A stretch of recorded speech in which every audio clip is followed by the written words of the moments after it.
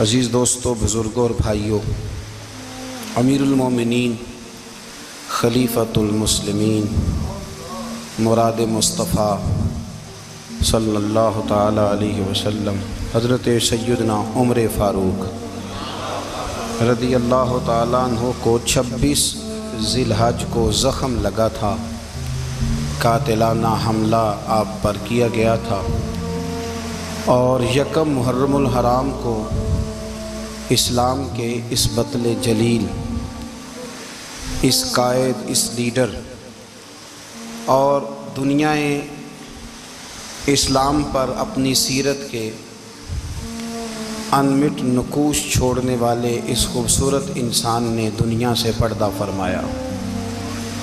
حضرت عمر فاروق رضی اللہ تعالیٰ عنہ ان لوگوں میں سے ہیں جو ابن الوقت نہیں ہوتے، ابو الوقت ہوتے، جو وقت کے مطابق نہیں بدلتے بلکہ وقت کو اپنے مطابق بدل دیا کرتے ہیں۔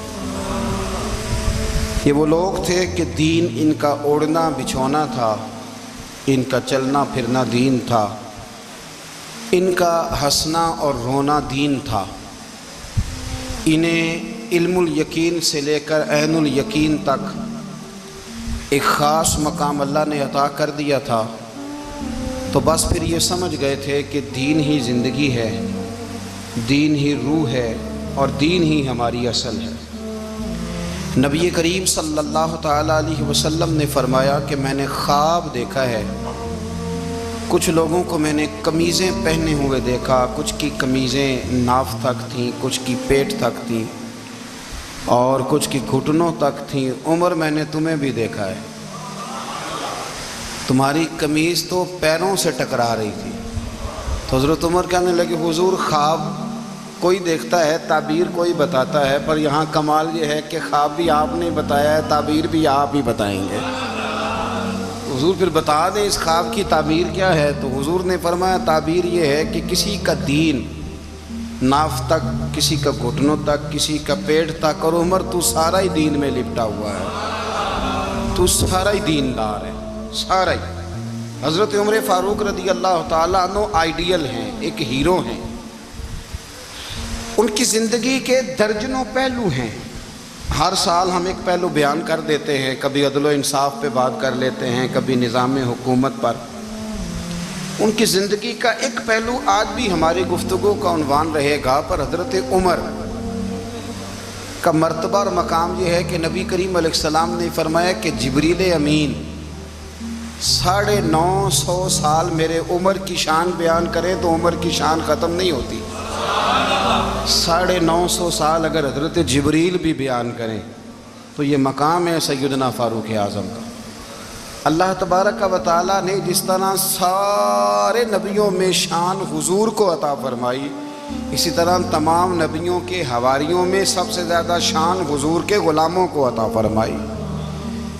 قرآن مجید میں اللہ کریم نے فرمایا، یا ایھا الذین آمنوا قوا انفسکم واہلیکم نارا، فرمایا اے ایمان والو، خود بھی جہنم کی آگ سے بچو اور اپنے گھر والوں کو بھی دوزخ کی آگ سے بچاؤ۔ خود بھی بچو اور اپنے گھر والوں کو بھی۔ ہماری ساری نصیحتیں باہر والوں کے لیے، باہر ہمیں بہت بڑا لیکچر بھی دینا پڑے تو چلتا ہے، بہت بڑی داستان سرائی بھی کرنی پڑے تو چلتی ہے۔ سٹیٹس اور معیار یہ ہے کہ سارا کچھ باہر والوں کے لیے، اور گھر کے وہ پھول جن کی آبیاری بھی ہم نے کرنی تھی، کو جڑی بوٹیاں اور گائیں تو وہ کاٹنی بھی ہم نے خود تھی، دھوپ اور چھاؤں کا خیال بھی ہم نے رکھنا تھا، وہاں ہماری نظر نہیں ہوتی۔ پڑوسی کے بچے کیا کر رہے ہیں یہ سارا پتہ ہوتا ہے، اور میرے گھر میں کیا گل کھل رہے ہیں اس کی مجھے خبر نہیں ہوتی۔ حضرت عمر فاروق نے جب یہ آیت نازل ہوئی تو فوراً عرض کیا، یا رسول اللہ صلی اللہ علیہ وسلم، اس کا کیا مطلب ہے کہ خود بھی دوزخ کی آگ سے بچو اور اپنے گھر والوں کو بھی بچاؤ؟ تو نبی کریم علیہ السلام نے فرمایا، عمر اس کا مطلب یہ ہے کہ جن چیزوں کا اللہ رسول تمہیں حکم دیتے ہیں تم اپنے گھر والوں کو ان چیزوں کا حکم دو، اور جن چیزوں سے اللہ رسول تمہیں منع کرتے ہیں تم اپنے گھر والوں کو بھی ان چیزوں سے منع کرو۔ حضرت عمر فاروق کی زندگی میں جو چیز آپ کو بہت زیادہ ملے گی نا، وہ یہ ہے کہ آپ نے جتنا کڑا احتساب محاسبہ باہر والوں کا کیا ہے نا، اس سے زیادہ بڑھ کے اپنا اور اپنے گھر والوں کا کیا ہے۔ یہ بڑا عجیب معاملہ ہے کہ ہم جتنے لوگ ہیں ہمارا معیار یہ ہے کہ سامنے والا غلط ہے اور میں ٹھیک، یعنی دوسرے کا بچہ گلی میں نظر آ جائے تو اس کی غلطیاں نکلنی شروع ہو جائیں گی، اور میرا بچہ سارا شہر گھوم آئے ایک ٹائر پہ موٹر سائیکل پہ، تو ہم کہتے ہیں کہ ابھی بچہ ہے، انشاءاللہ سیانا ہو جائے گا۔ اگر ابا جی آج تک سیانے نہیں ہوئے کہ اس کو سمجھا لیں، تو پھر بیٹے کا سیانا ہونا تو ہو سکتا ہے کہ وہ 60-70 سال لگ ہی جائیں۔ گھر کے اندر جب تک توجہ نہیں ہوتی، اور سب سے پہلے جب تک اپنی ذات پر توجہ نہیں ہوتی، میں کہا کرتا ہوں کہ باہر لیکچر چلتا ہے، گھر میں عمل چلتا ہے۔ لیکچر باہر چلتا ہے، گھر کے اندر عمل چلے گا۔ باہر تو آپ نے کہہ دیا نماز پڑھا کرو، ختم ہو گئی بات، لیکن گھر میں بچے نماز تب پڑھیں گے جب ان کے والد نماز پڑھیں گے۔ گھر میں کہہ دیا پردہ کرو، پر گھر میں بچیاں پردہ تب کریں گی جب ان کی اماں پردہ کرے گی۔ گھر کے اندر عمل چلتا ہے، باہر تو چلو بات بھی چل جاتی ہے۔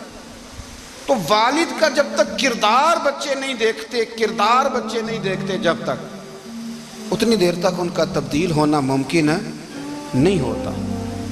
حضرت عمر فاروق رضی اللہ تعالیٰ عنہ نا باہر والوں کا بھی بڑا سخت حساب کرتے تھے۔ بڑا ایک گورنر صاحب نے لباس بڑا شاندار پہننا شروع کر دیا تھا، تو حضرت عمر نے اتروا کے نا تو انہیں ٹاٹ کا لباس پہنا کے تو اونٹ چرانے کی ڈیوٹی دے دی تھی۔ اتنا سخت احتساب کرتے۔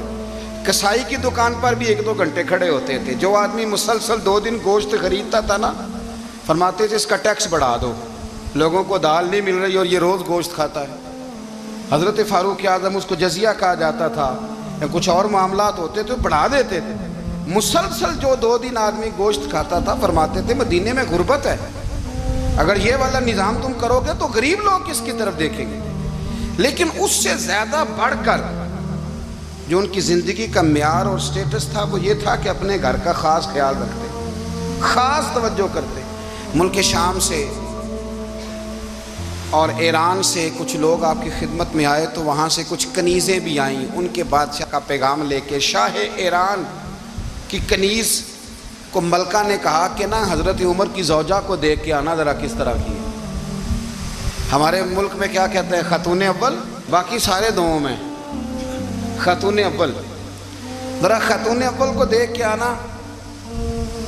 تو وہ جب آئی نا گھر میں ملنے، تو کہا کہ مجھے میری ملکہ نے کہا تھا کہ عمر کی زوجہ سے، اہلیہ سے ملاقات کر کے آنا۔ تو حضرت عمر کی اہلیہ نے نا ایک جوڑا کپڑوں کا دے دیا ملکہ کے لیے، اور ایک خوشبو کی شیشی دے دی۔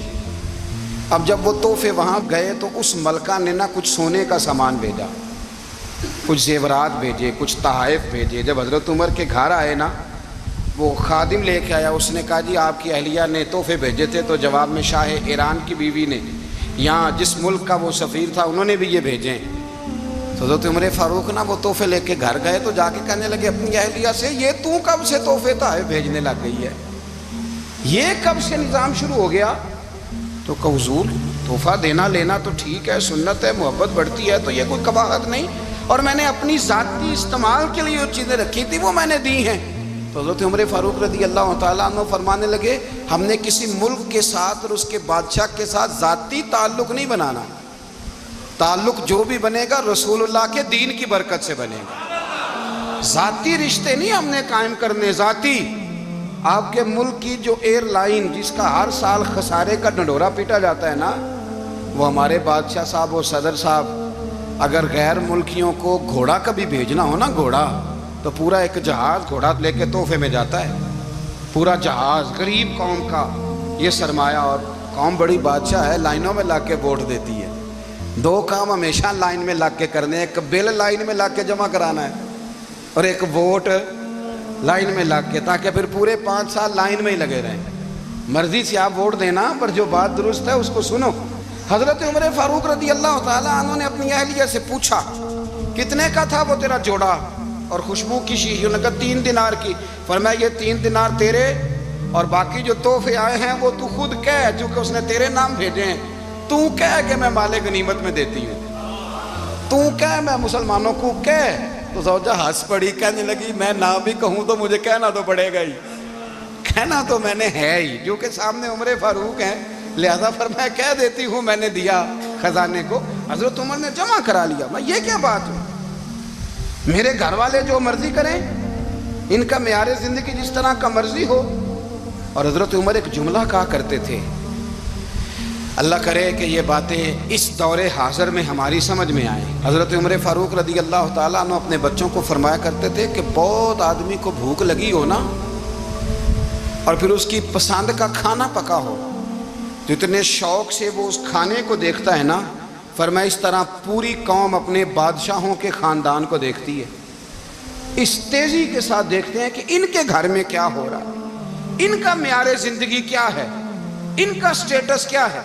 आपके बच्चे दोनों कारोबार के लिए मिस्र गए, एक बहुत बड़ा काफिला गया मदीने से मिस्र तिजारत के लिए। तो ये गए तिजारत के लिए, तो हज़रत अब्दुल्ला इब्ने उमर, हज़रत उबैदुल्लाह इब्ने उमर, हज़रत उमर के दोनों बेटे गए। जनाब उमर फारूक के बच्चे जब वहाँ पहुँचे तो मिस्र के गवर्नर ने ना लोगों को तारुफ कराया कि ये उमर फारूक के बेटे हैं। एक छोटी सी बात कर दूँ, ये चौधरी के बेटे को कौन बताता है कि तू चौधरी का बेटा है? बाहर वाले बताते हैं, घर वाले। और सेठ साहब के बेटे को कौन बताता है कि तू सेठ साहब का बेटा है? और मालिक को कौन बताता है कि तू मालिक का बेटा है और ये किराएदार है? ये कौन बताता है? ये सोच हम देते हैं बच्चों को। चौधरी और कम्मी की सोच, अमीर और गरीब की सोच, मालिक और किराएदार की सोच, घर के मालिक की और काम करने वाले की सोच, ये हम देते हैं। याद रखना, ये हम देते हैं, ये हमारा मिजाज है, ये बाहर से नहीं आती। तू कोई शहजादा है, तू सेठ है, तू नवाब है, ये सोच बाहर से नहीं आती। ये अम्मा सोच देती है, अम्मा, ये अब्बा सोच देता है। और फिर जब तबाही उतरती है तो उसके जिम्मेदार भी बाहर वाले नहीं होते, घर वाले होते हैं, घर वाले। हमारे बच्चों की तबीयतों पर ज्यादा नक्श बाहर वालों का नहीं होता, घर वालों का होता है, याद रखिएगा। हजरत उमर फारूक रदी अल्लाह, बच्चे हैं, शहजादे हैं, वो कारोबार करने गए और वहाँ बताया गवर्नर साहब ने कि ये फारूक आजम के बच्चे अमीरुल मोमिनीन के। लोगों ने उनसे ज़्यादा माल खरीदा, तिजारत में ज़्यादा नफ़ा हुआ। जाहिर है कि वो आपके जो अल्लाह खैर करे हुक्मरान हैं, उनके कारोबार कितने मुल्कों में हैं, किस बुनियाद पर हैं? वो सिर्फ इस बुनियाद पर कि वो हुक्मरान रहे, उनके लिए आसान था बड़े लोगों से ताल्लुकात बनाना।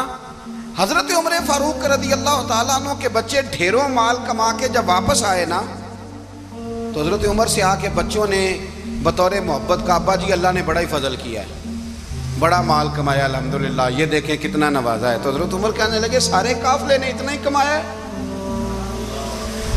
सारे काफिले ने इतना ही कमाया है? तो हुजूर नहीं, सारे काफिले ने इतना नहीं कमाया, सबको इतना नहीं मिला।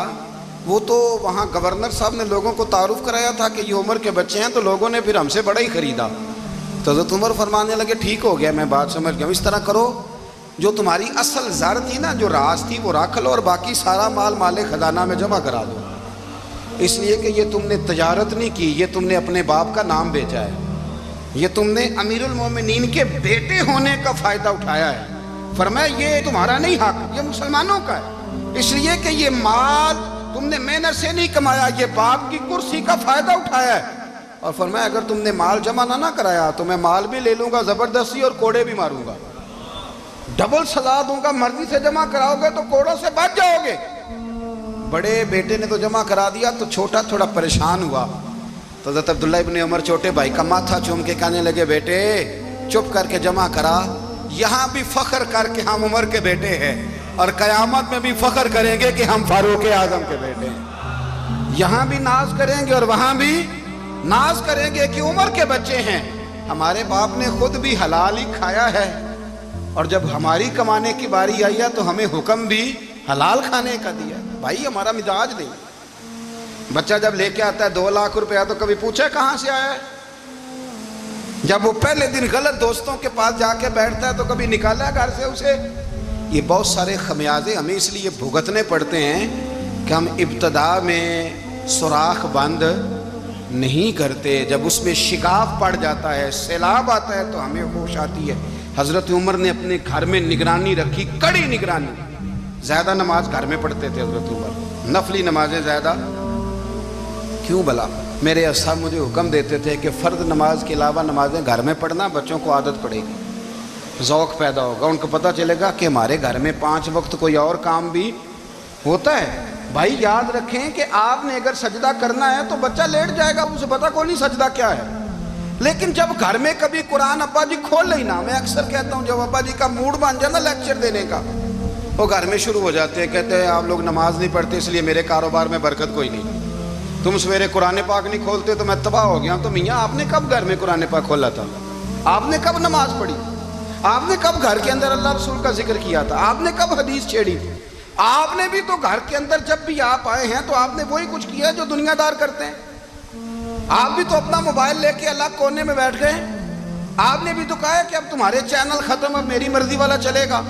تو جو آپ نے کیا ہے بچے بھی وہی کام کریں گے. آپ نے بھی گپ شپ لگائی ہے تو وہ بھی لگا رہے ہیں. یہ سمجھ لیں جو کام آپ کریں گے آپ اپنے بچوں کی سیرت میں اس کا جلوہ دیکھ لیں گے. بڑی پکی سی بات ہے کہ آپ کو بچے کی عادتیں دیکھ کے سمجھ آ جائے گی کہ میں بھی یہی کرتا تھا اور یہ بھی. حضرت عمر فاروق رضی اللہ تعالیٰ عنہ وصال فرما گئے تو آپ کے وصال کے بعد حضرت عثمان غنی رضی اللہ تعالیٰ عنہ نے آپ کی ایک بیوہ سے نکاح کیا. حضرت عمر کی ایک بیوہ سے جب وہ آپ کے نکاح میں آئی تو کہنے لگی حضرت عثمان غنی سے کہ حضور نہ تو میں خوبصورت ہوں اور نہ میں جوان ہوں, نہ آپ کی کوئی خدمت کر سکتی ہوں, میرے ساتھ نکاح کرنا سمجھ میں نہیں آیا. کیا شاندار جواب دیا حضرت عثمان غنی نے, کیا خوبصورت جواب دیا. فرمانے لگے میں نے اس لیے نکاح نہیں کیا کہ مجھے تمہارے حسن سے دلچسپی تھی یا تمہاری خدمت کی ضرورت تھی, میں نے تو اس لیے نکاح کیا ہے کہ مجھے بتاؤ عمر فاروق گھر کے اندر اپنے رب کی عبادت کس طرح کرتے تھے, وہ قرآن پاک کس طرح پڑھتے تھے, وہ رویا کیسے کرتے تھے, استغفار کا طریقہ کیا, کس وقت کس انداز میں وہ اپنے رب کو یاد کرتے تھے. اس لیے کہ عمر کئی دفعہ گھر سے آتا تھا تو میں اس کے چہرے پر نور دیکھا کرتا تھا, میں روشنی دیکھتا تھا, ایک معیار دیکھتا تھا. نکاح اس لیے کیا ہے کہ مجھے عمر کی جو گھر کے اندر کی عبادت ہے اس سے آگاہ کرو, تاکہ عثمان غنی بھی چاہتے ہیں اس طرح کے عمل کرو جس طرح کہ عمر فاروق کر کے گئے. بھائی جب تک ہم اپنے گھر میں وہ توجہ نہیں دیں گے, وہ مزاج دیکھیں نا, ہمارے گھروں میں جب نقشہ پاس ہوتا ہے تو ٹی وی لان بھی اس میں ہوتا ہے, ڈرائنگ روم بھی ہوتا ہے, نماز کی جگہ بھی ہوتی ہے نقشے میں. صحابہ جب گھر بناتے تھے تو ایک مسجد بیت کا نقشہ پاس کرتے تھے, ذہن میں رکھتے تھے کہ یہ کونا نماز کے لیے, وہاں جوتے لے کے کوئی نہیں جائے گا, وہاں نماز پڑھی جاتی تھی, عورتیں وہاں اعتکاف کرتی تھیں. ٹی وی لان تو آ گیا ہے اور گھر کے اندر ٹی وی رکھنے کے لیے تو ایک کمرہ الگ سے بنا دیا گیا ہے, اور اب جو نئے نقشے پاس ہو رہے ہیں اس کے اندر گھروں کے اندر جگہ بنائی گئی ہے جہاں کمپیوٹر رکھے جائیں گے, اور بچوں کے لیے وائرنگ ہوگی نیچے تاکہ انہیں کوئی مشکل درپیش نہ ہو. یہ ساری چیزیں ہم نے نہانے کے لیے گھروں کے اندر اتنے بڑے واش روم بنائے ہیں کہ لگتا یہ ہے کہ سوائے نہانے کے اور کام ہی نہیں کوئی گھر میں ہوگا. ہر چیز آ گئی, پر اللہ کرے کوئی تفسیر بھی ٹیبل پہ پڑی نظر آئے, کوئی حدیث کی کتاب بھی ٹیبل پہ پڑی نظر آئے. اللہ کرے کہ جس طرح ابا لطیفہ سن کے آتا ہے تو وہ جب تک سنا نہ لے اسے ہضم نہیں ہوتا. اللہ کرے کہ وہ جمعے میں بیان سن کے جائے تو اس کا بھی دل کرے میں اپنے بچوں کو سناؤں. وہ نبی پاک کی کوئی حدیث کہیں سے سنے تو گھر جا کے سنائے. جب تک یہ معیار نہیں بنتا آپ کیسے توقع کرتے ہیں کہ گھر کے اندر اللہ کی رحمتیں نازل ہوں گی؟ آپ یہ کیسے توقع کرتے ہیں کہ گھر کے اندر وہ معیار اور وہ مزاج بنے گا؟ حضرت عمر فاروق نے ذاتی زندگی پر جو توجہ دی, گھر والوں کے معیار پر جو توجہ دی حضرت عمر فاروق رضی اللہ تعالیٰ عنہ نے, وہ بھی بڑی دیدنی ہے. حضرت ابو موسیٰ اشعری کو نا آپ نے وزیر خزانہ بنایا تھا, تو حضرت ابو موسیٰ اشعری کہتے ہیں کہ حضرت عمر کو شیخ خزانے میں رہنے تو دیتے نہیں تھے. تو ایک دن نا میں صفائی کر رہا تھا اس کمرے کی جس میں خزانہ رہتا تھا. ہمارے تو ملک میں جو جاتا ہے وہ صفائی کر کے ہی جاتا ہے, اللہ خیر کرے. اور خیر معیار بدلتا ہے. جو پچھلی حکومت ہوتی ہے وہ قرضہ اٹھاتی ہے, وہ باہر سے جاتی ہے تو قرضہ لے کے آتی, اور جو نہیں آتی ہے وہ کہتی ہے ہمیں پیکج مل گیا ہے. وہ قرضہ نہیں اٹھاتے. ان کو کیا ملتا ہے؟ یعنی پچھلی نے قرضہ لیا تھا اور ہم نے, واہ جی واہ کیا خوبصورت انداز ہے. اس کا نام بدل کے نا, انہوں نے قرضہ لیا تھا اور ہم نے, میں کہا بڑے شاندار سیانے بندے ہو گئی. حضرت سیدنا ابو موسیٰ اشعری کہتے ہیں کہ میں نے نا مال غنیمت کی صفائی کی تو 1 دینار مجھے نا کہیں پڑا ہوا مل گیا. تو فرماتے ہمیں اجازت ہوتی تھی کہ 1 دینار ہم اپنی مرضی سے کہیں خرچ کر سکتے تھے. اگر آپ ناراض نہ ہوں تو ہمارے ہاں جب چیئرمین صاحب ناظم صاحب ٹھیکے دیتے ہیں تو ٹھیکیدار ان کا چھوٹا بھائی ہوتا ہے یا چچا کا بیٹا ہوتا ہے یا خالہ کا بیٹا ہوتا ہے. وہ خود ناظم ہوتے ہیں اور ان کا چھوٹا بھائی ٹھیکیدار ہوتا ہے. یعنی وہ نا سارا کچھ گھر کے اندر ہی رہتا ہے. گھر کے اندر ایک پیسہ دیتا ہے, دوسرا واپس اس کو واپس کر دیتا ہے. گھر کے اندر ہی. اب تو خیر ہمارے لوگ سمجھدار ہو گئے. ایک بندہ ایک سیاسی جماعت میں ہوتا ہے, دوسرا دوسری میں, اور تیسرا جس کی بھی حکومت آئی حکومت تو ہماری رہے گی نا, ایک بندہ تو ہے نا اس جماعت میں. یہ اچھا لوگوں نے ایک طریقہ نکالا ہے. تو حضرت عمر کے بیٹا گزر رہا تھا تو حضرت ابو موسیٰ اشعری کہتے ہیں میں نے صفائی کی تو 1 دینار نکلا, تو میں نے وہ 1 دینار نا حضرت عمر کے بیٹے کو دے دیا. میں نے کہا لو بیٹا اپنے چچا کی طرف سے تحفہ. تو گھر جا کے انہوں نے حضرت عمر کو بتایا کہ چچا نے پیسے دیے ہیں. چھوٹے بچے تھے. حضرت عمر نے حضرت ابو موسیٰ اشعری کو بلا لیا اور بلا کے فرمانے لگے میں تو تمہیں اپنا دوست جانتا تھا اور تم نے میری اولاد کو ہی دنیا دار بنانا شروع کر دیا. میرے بچوں کو ہی تم نے دنیا دار پیسوں پہ لگانا شروع کر دیا. میں تو تمہیں یار سمجھتا تھا. فرمایا تمہیں چاہیے تھا میرے بیٹے کو نصیحت کرتے کہ بیٹا پیسوں سے رب راضی نہیں ہوتا, اس کی رضا والے کام کیے جائیں تو رب راضی ہوتا ہے. اور فرمایا تمہیں کوئی اور گھر نہیں ملا تھا تباہ کرنے کے لیے, میرا ہی گھر ملا تھا. اٹھاؤ اپنا دینار اور خبردار آج کے بعد میرے بچوں کے ساتھ یہ والی نیکی نہ کرنا. اور ہمارا کیا سٹیٹس ہے, دوستی ہے یہ اس سے جو تحفے زیادہ دے, جو بچوں کو خراب کرنے میں مدد زیادہ کرے اس کے ساتھ یہ رہنا. حضرت عمر نے گھر پہ اور سب سے بڑھ کر اپنی ذات پہ توجہ کی. حضرت ابو مالک رضی اللہ تعالیٰ عنہ کہتے ہیں میں عمر کے پیچھے پیچھے ایک باغ میں گیا, اکثر اس باغ میں جایا کرتے تھے. اور عمر جا کے نا تو درخت کے نیچے بیٹھ گئے اور فرمانے لگے او امیر المومنین اللہ سے ڈر جا, ورنہ جس رب نے حکومت دی ہے وہ عذاب بھی بڑا دے گا. ڈر جا رب سے. کبھی ساری زندگی حضرت عمر نے اپنا کوئی تعارف نہیں کرایا, کبھی نہیں. ایک بندے نے آپ کے سامنے تعریف کر دی آپ کی تو فرمانے لگے تو خود بھی ہلاک ہوا اور مجھے بھی ہلاک کر دیا. کیا ضرورت پڑی ہے میری تعریفیں کرنے کی, اتنی دیر میری تعریف میں لگائی. اللہ کا ذکر کرتا رب تجھے ثواب دیتا, حضور پہ درود پڑھتا تو رب تیرے اوپر رحمتیں نازل کرتا.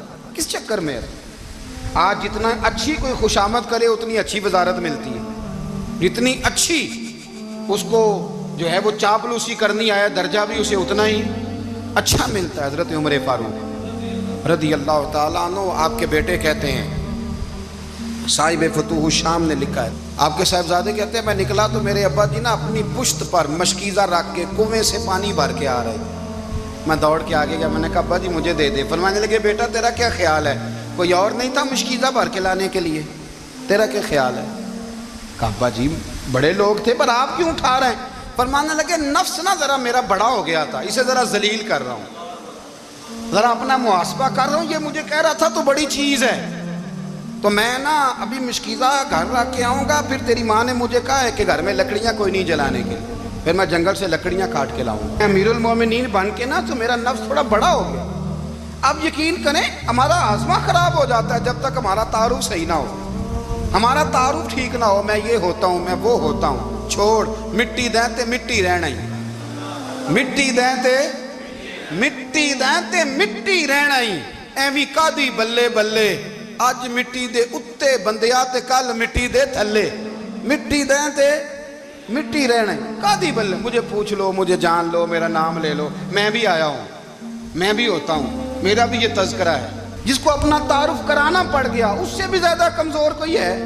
فوٹو میں دکھاتا پھرتا ہے فلانے کے ساتھ فوٹو, فلانے تو کمزور بندے یہ کام کر. حضرت عمر فاروق اللہ اکبر, حضرت عمر جیسا بندہ 24 لاکھ مربع میل کا حکمران اور شاہ روم کو خط لکھ کے کہتا ہے میں منت نہیں کرتا میں حکم دیتا ہوں.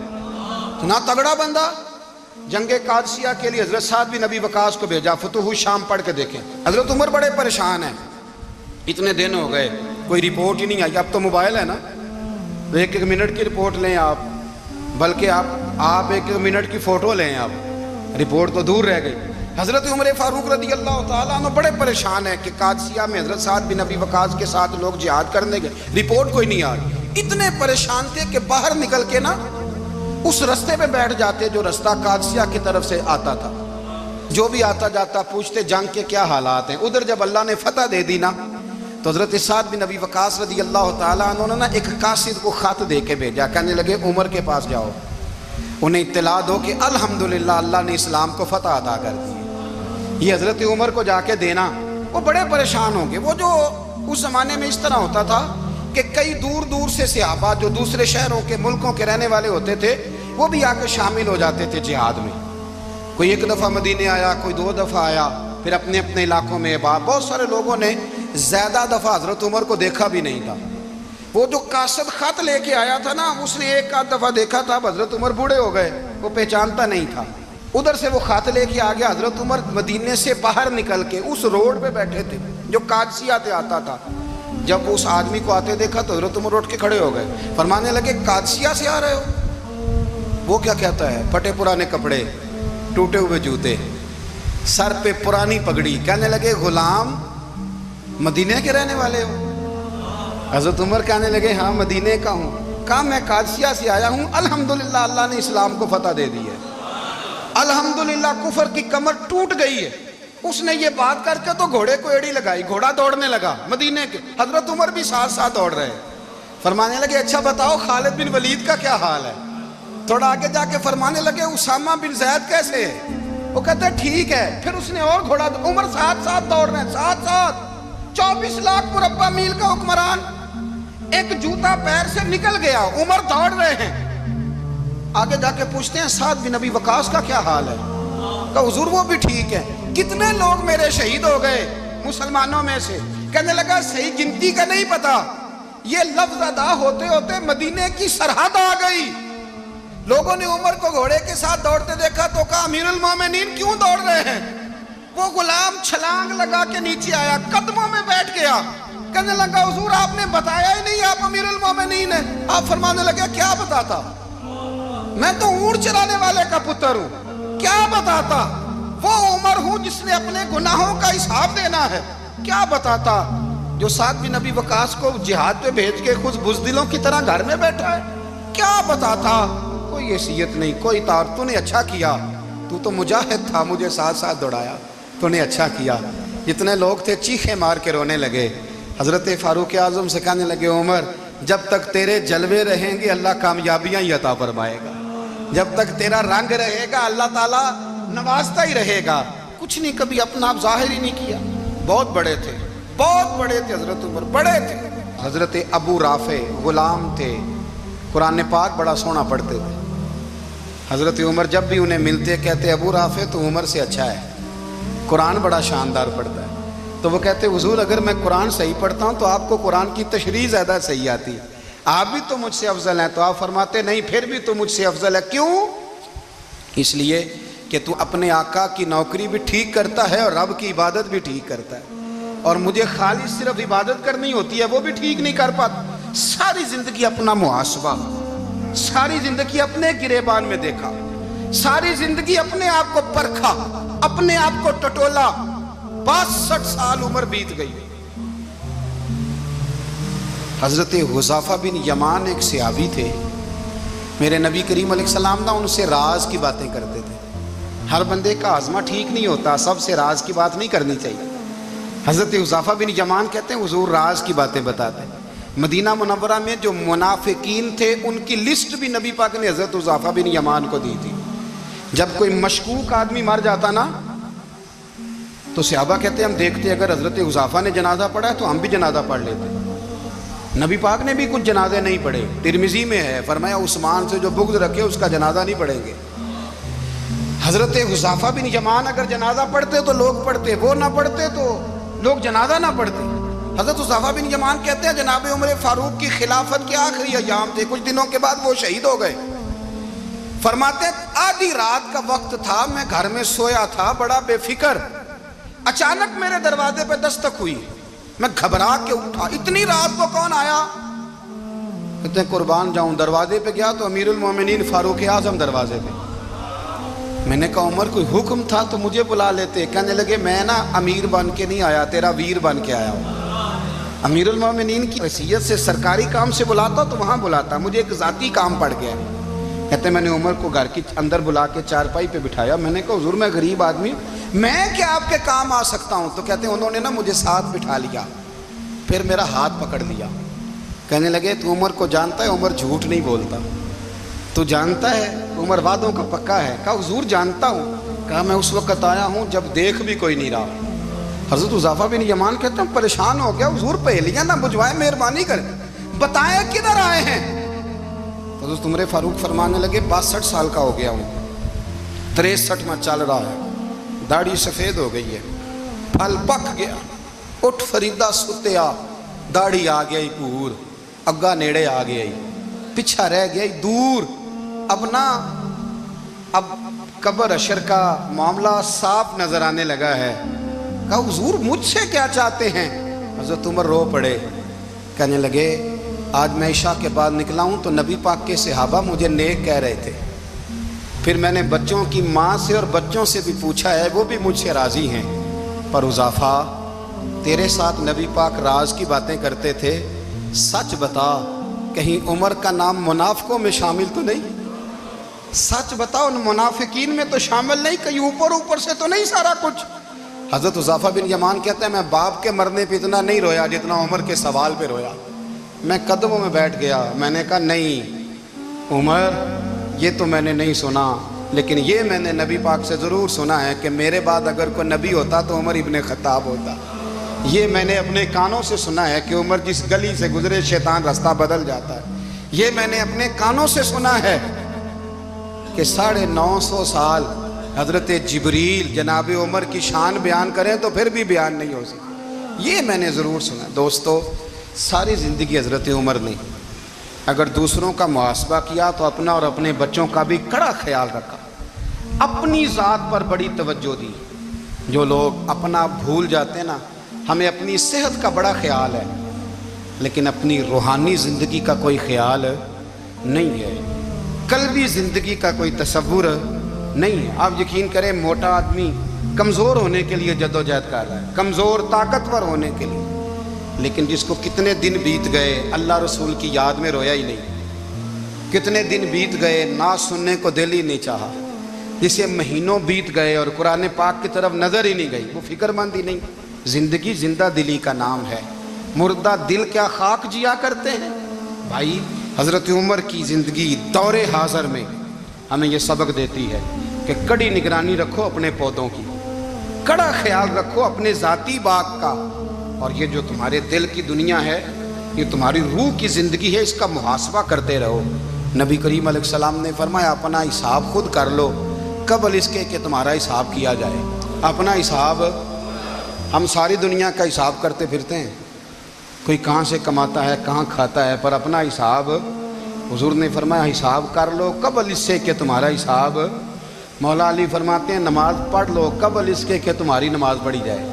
اپنا محاسبہ کریں، تھوڑا سا نا اوپر دائیں بائیں دیکھنے کی بجائے تھوڑی سی گردن جھکا کے نا، درویش کہتے ہیں برے بندے نو میں لبن ٹریا تے جگ تے ملیا نہ کوئی، اپنے اندر چاہتی پائی تے میتھوں برا نہ کوئی۔